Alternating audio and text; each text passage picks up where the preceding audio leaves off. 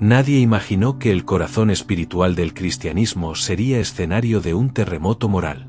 En los últimos días, una serie de decisiones tomadas dentro del Vaticano ha provocado una ola de indignación que no se veía desde tiempos del concilio. Sacerdotes confundidos, fieles escandalizados y teólogos que hablan, por primera vez, de una mutación silenciosa dentro de la Iglesia.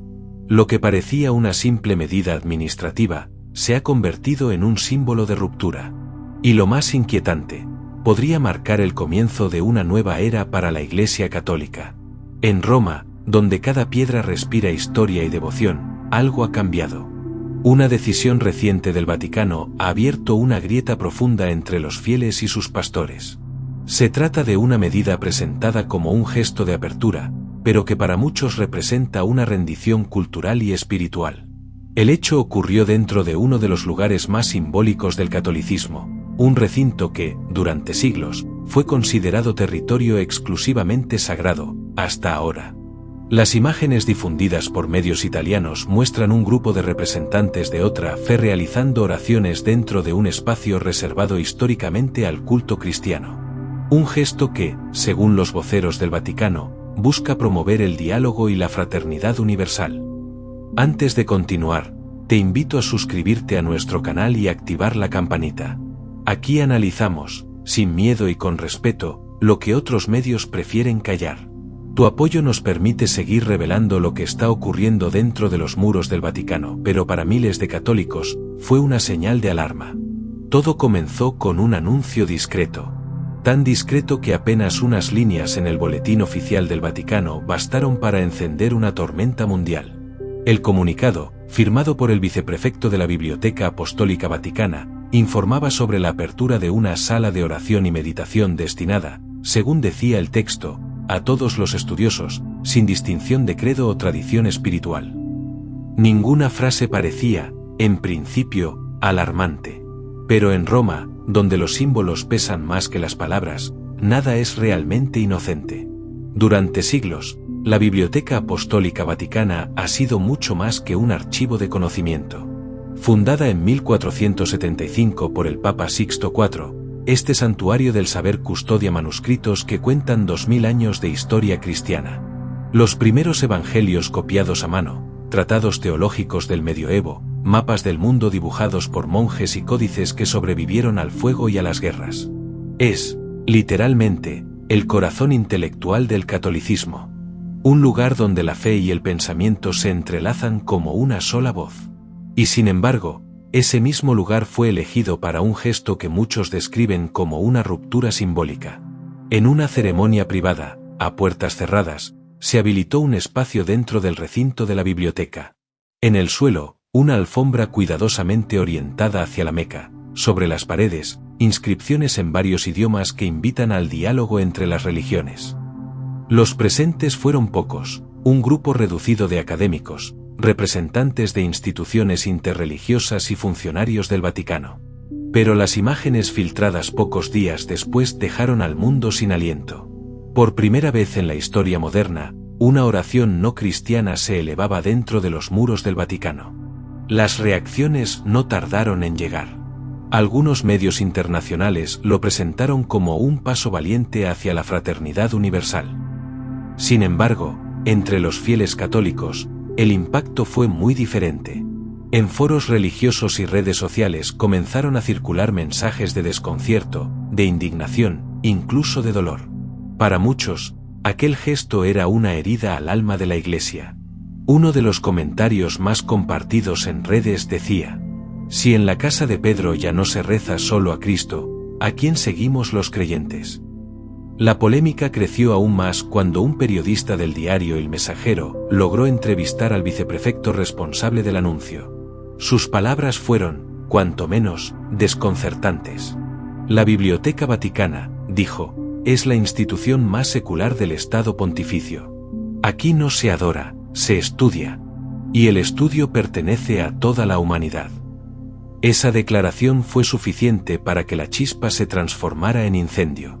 Porque, aunque el prelado buscaba defender el carácter académico del lugar, sus palabras sonaron a muchos como una renuncia simbólica a la sacralidad del conocimiento cristiano.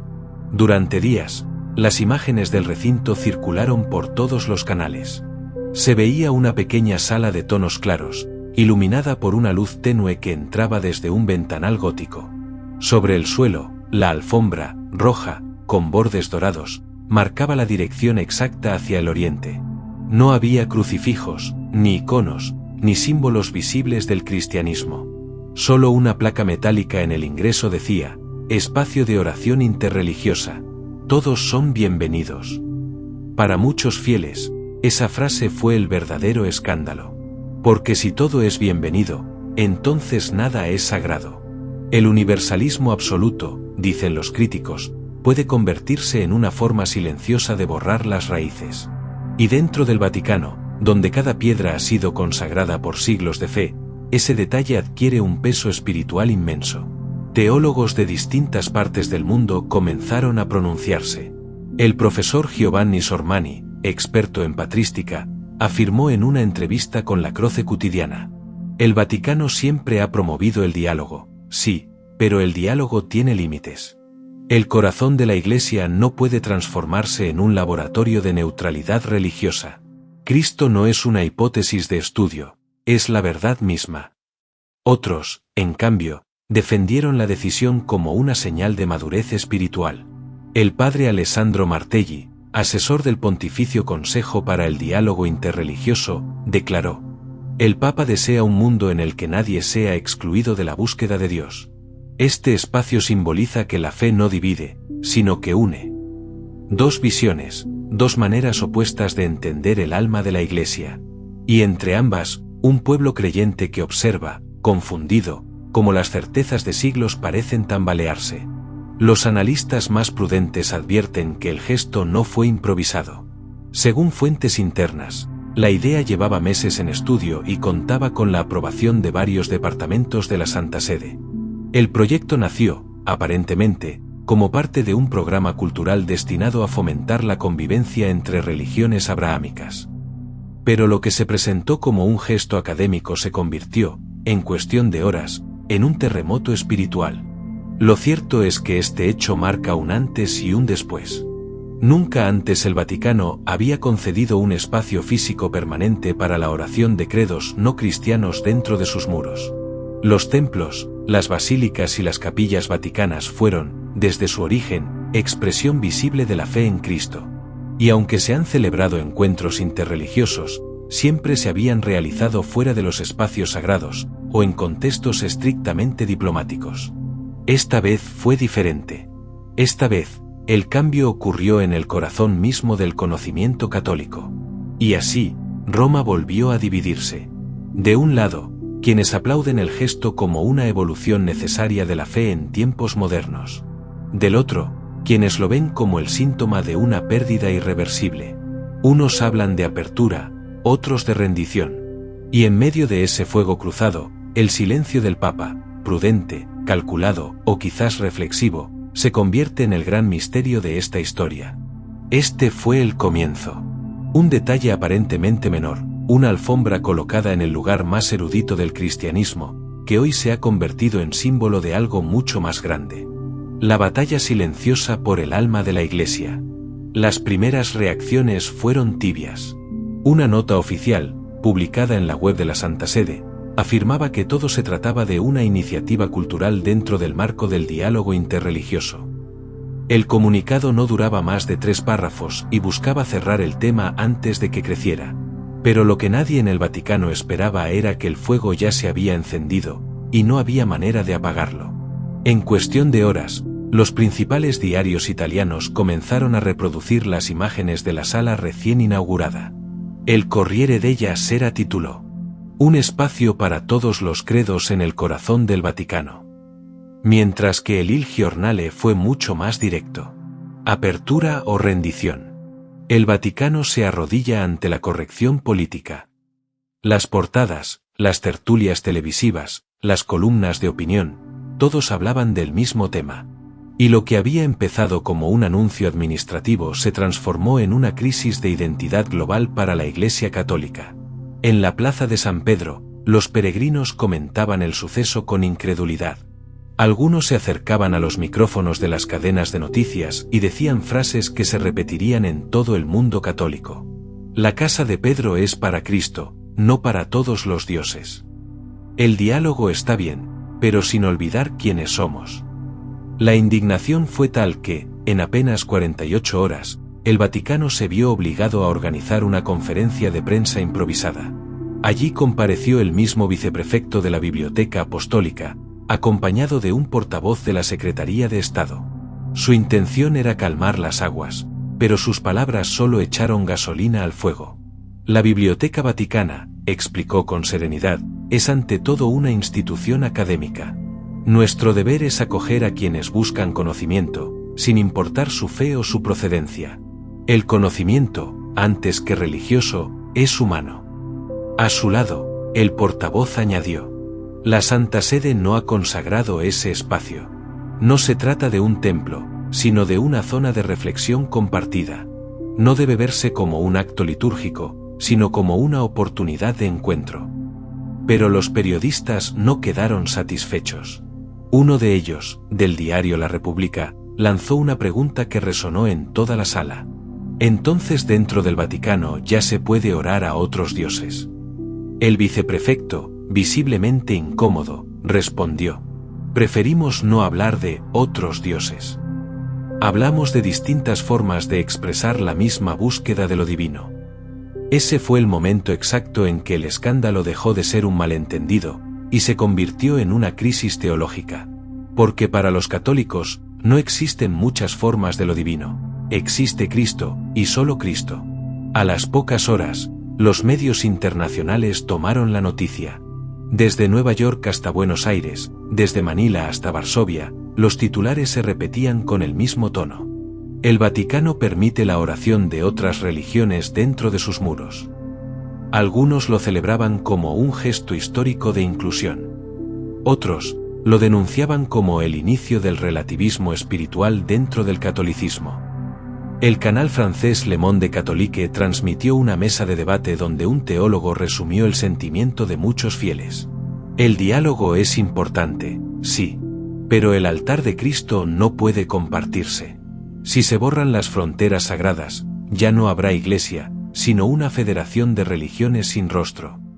Mientras tanto, dentro de los muros vaticanos, el silencio pesaba como una losa. Ningún cardenal de alto rango quiso comentar el tema. Ni una palabra desde la Congregación para la Doctrina de la Fe. Ni un pronunciamiento del pontífice. El hermetismo fue absoluto. Y ese silencio, lejos de apaciguar las dudas, las multiplicó. Algunos analistas interpretaron esa falta de respuesta como una estrategia calculada. Evitar darle más visibilidad al asunto y esperar a que el ciclo mediático se agotara. Pero no fue así. Porque por primera vez en mucho tiempo, los fieles comunes comenzaron a cuestionar abiertamente las decisiones de Roma. En parroquias de España, Argentina, México y Polonia, los sacerdotes recibieron llamadas de sus feligreses preguntando si la noticia era cierta. En grupos de oración, las conversaciones giraban en torno a una sola pregunta: ¿por qué el Vaticano está permitiendo esto? Incluso algunos párrocos, sin ánimos de rebelión, admitían en voz baja que no sabían qué decirle a su gente. Porque, en el fondo, también estaban confundidos. El momento más tenso llegó 3 días después, cuando un canal de televisión británico publicó un fragmento inédito del discurso del viceprefecto. Allí, se escuchaba con claridad una frase que no había sido incluida en la transcripción oficial. El tiempo del exclusivismo religioso ha terminado. La Iglesia debe ser el puente de una humanidad unida, no una muralla de dogmas. Aquellas palabras, pronunciadas en un tono sereno pero firme, fueron interpretadas como una negación simbólica de la misión evangelizadora que define al catolicismo desde sus orígenes. Y fue entonces cuando el tema pasó del plano cultural al espiritual. Teólogos conservadores y obispos retirados comenzaron a hablar abiertamente de una deriva modernista. Uno de los más duros fue el arzobispo Mariano Filippini, quien declaró en una entrevista televisiva: no se trata de acoger o excluir, sino de respetar lo sagrado. Si el Vaticano se vuelve neutral, deja de ser la roca sobre la que Cristo fundó su Iglesia. Sus palabras se viralizaron en cuestión de horas. Y mientras tanto, dentro del Vaticano, algunos prelados empezaban a preocuparse no solo por la controversia, sino por lo que podía venir después. Porque ya no se trataba de una sala de oración. Se trataba del mensaje que ese gesto enviaba al mundo. Que la Iglesia Católica estaba dispuesta a reinterpretar sus propios límites en nombre de la armonía global. Esa noche, frente a la cúpula de San Pedro iluminada, los periodistas se apostaron en la vía della Conciliazione. Los focos apuntaban hacia las puertas cerradas del Vaticano. Y mientras los peregrinos rezaban el rosario en silencio, una sensación de desconcierto se apoderó de todos. ¿Qué está ocurriendo dentro del corazón de Roma? ¿Se trata de un acto de valentía espiritual o del comienzo de una crisis sin precedentes? Una cosa era segura. El fuego ya no podía apagarse. Y lo que había comenzado como un gesto de apertura se había convertido en una prueba de fe para millones de católicos en todo el mundo. Roma amaneció distinta. El rumor de las campanas seguía sonando, pero algo se sentía fuera de lugar. En las misas matutinas, el murmullo de los fieles se mezclaba con susurros cargados de preocupación. Ya nadie hablaba del Evangelio del día, sino de la sala interreligiosa dentro del Vaticano. La noticia había cruzado fronteras, idiomas y océanos. Y aunque en los comunicados oficiales se intentaba restarle importancia, la fe de millones de creyentes había sido sacudida. En parroquias de todo el mundo, los sacerdotes comenzaron a notar algo inusual. Los feligreses llegaban a misa con preguntas, no con plegarias. En lugar del Padre, bendígame, se escuchaban frases como: Padre, ¿es verdad que ya se reza a otros dioses dentro del Vaticano? ¿Por qué nadie del clero dice nada? ¿Qué está pasando con nuestra Iglesia? El desconcierto crecía como una ola que avanzaba desde los bancos hasta el altar. Y los sacerdotes, acostumbrados a guiar, no a dudar, se encontraban sin palabras. Algunos, intentando mantener la calma, repetían lo que habían leído en los comunicados, que se trataba de un gesto académico, una muestra de fraternidad. Pero la mirada de los fieles mostraba otra cosa, no buscaban explicaciones, buscaban certeza. En comunidades más tradicionales, especialmente en América Latina y Europa del Este, la reacción fue aún más intensa. En Polonia, un grupo de seminaristas realizó una vigilia nocturna frente a una imagen de la Virgen de Czestochowa. Encendieron velas y colocaron un cartel que decía: Cristo no necesita ser tolerado. Cristo debe ser amado. En México, fieles reunidos frente a la Catedral Metropolitana rezaron el rosario por la pureza de la fe.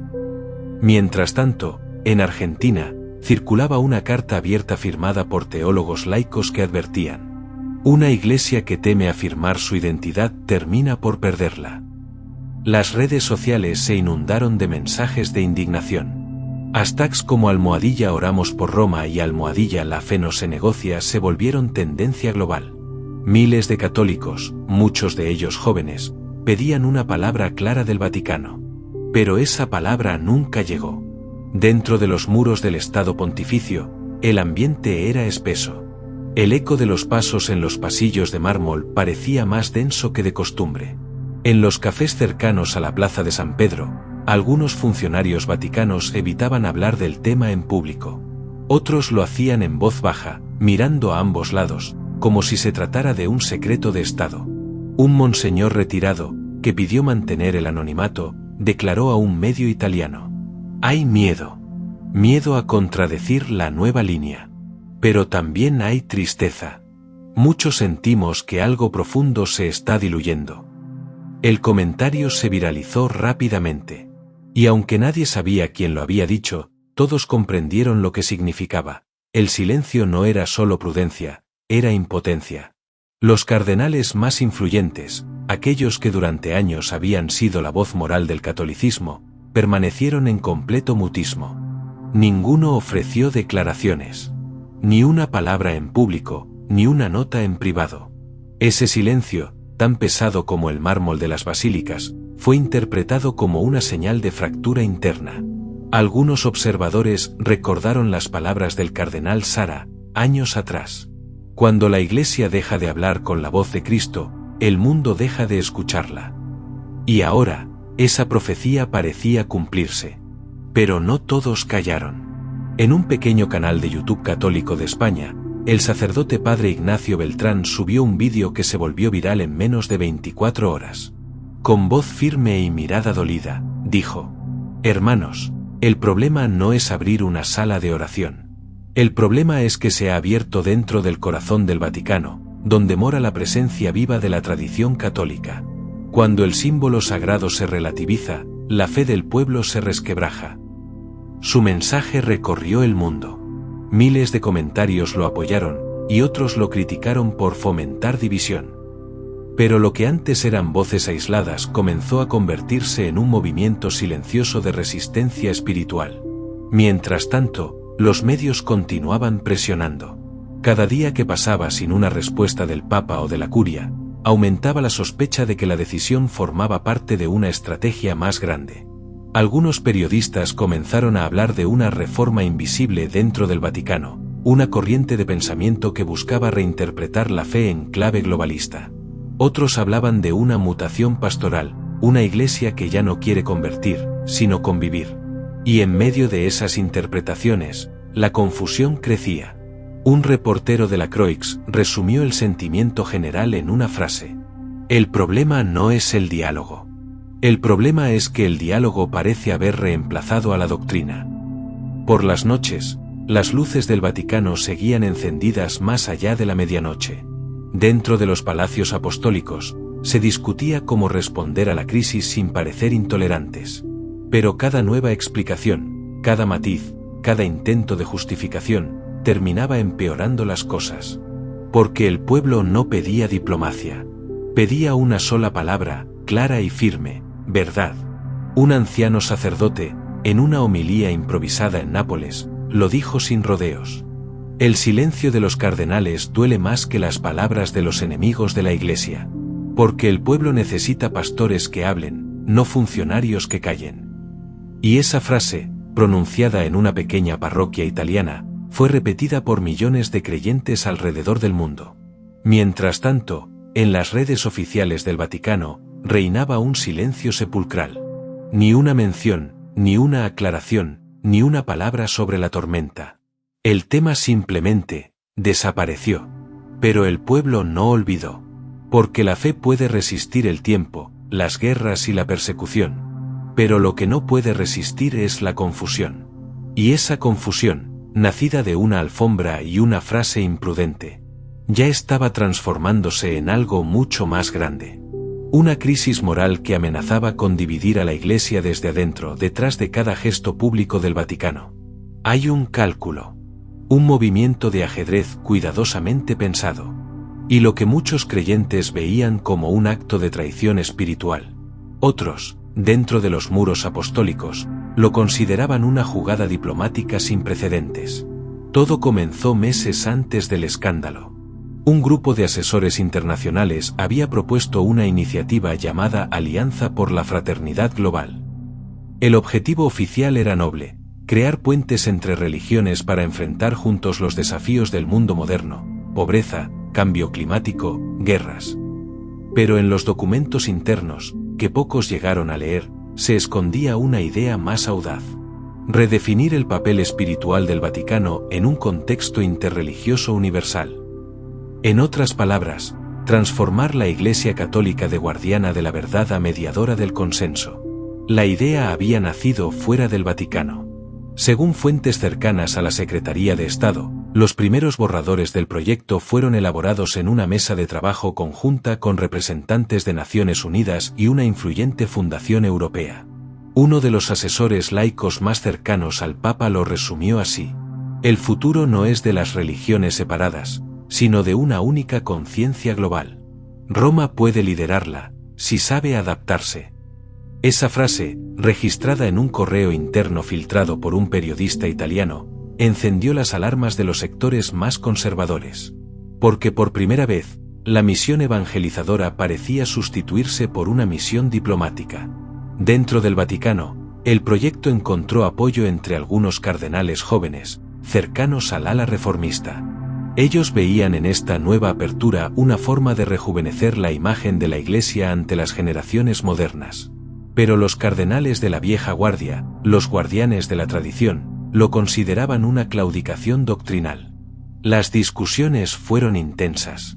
En una de las reuniones privadas del Consejo Pontificio para el Diálogo Interreligioso, un cardenal africano alzó la voz y dijo: Cristo no necesita que el mundo lo apruebe. Cristo necesita que el mundo se convierta. El silencio que siguió fue total. Esa frase quedó flotando en el aire, como una advertencia profética, pero también como un eco que muchos fingieron no escuchar. A medida que el proyecto avanzaba, se designó a un pequeño comité para planificar el evento inaugural. Allí surgió la idea de instalar la sala interreligiosa dentro de un edificio vaticano. Los asesores diplomáticos advirtieron que hacerlo fuera, en una embajada o en un centro cultural, tendría poco impacto simbólico. Tenía que ser dentro, en el corazón de Roma. El símbolo sería más poderoso que 1000 discursos. Un asistente cercano al prefecto del dicasterio lo describió con estas palabras: querían enviar un mensaje al mundo, que el Vaticano ya no pertenece solo a los católicos, sino a toda la humanidad. Cuando el plan llegó a oídos del Santo Padre, las versiones son contradictorias.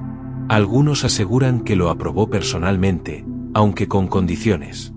Otros afirman que nunca se le presentaron los detalles finales.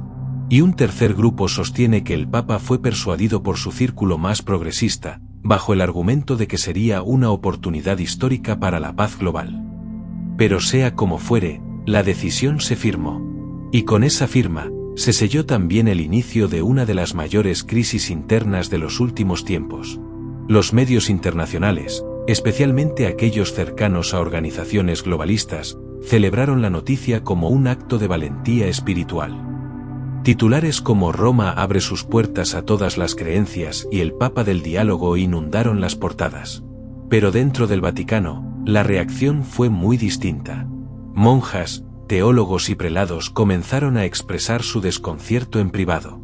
En los pasillos del Palacio Apostólico se escuchaban susurros.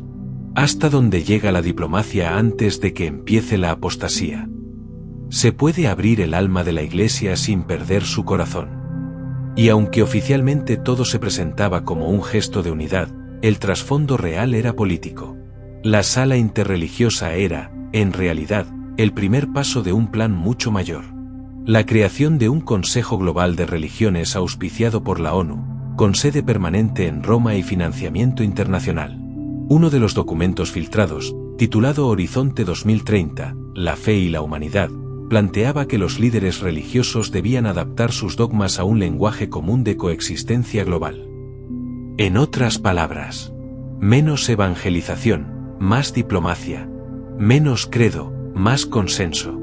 Esa visión despertó indignación en los sectores fieles a la tradición. Un arzobispo latinoamericano lo resumió así en una carta privada: el mundo busca paz sin conversión. Pero sin verdad, la paz es solo silencio disfrazado. Mientras los debates se volvían más ásperos, surgieron rumores de presiones externas. Empresarios, fundaciones y hasta ciertos gobiernos europeos habían aportado fondos para la renovación arquitectónica del área donde se instalaría la sala. Pero los registros financieros, curiosamente, desaparecieron de los archivos oficiales. Un analista del Osservatore Romano confesó en privado: aquí dentro todos saben que se mueve dinero, pero nadie se atreve a preguntar de dónde viene. Así, lo que había comenzado como un gesto espiritual terminó convirtiéndose en una red de intereses cruzados. Influencia política, imagen pública, diplomacia cultural y poder económico. Y en medio de todo eso, el Evangelio parecía haber quedado en segundo plano. En los días siguientes, los cardenales conservadores comenzaron a reunirse en secreto. Ya no se trataba de debatir, sino de resistir. Algunos hablaban incluso de preparar un documento oficial, una corrección filial, como las que se usaban siglos atrás para advertir a los papas sobre posibles errores doctrinales. Pero los tiempos habían cambiado. Hoy, quien se atrevía a cuestionar públicamente al Vaticano, era marginado en silencio. Sin embargo, algo mucho más grande se estaba gestando.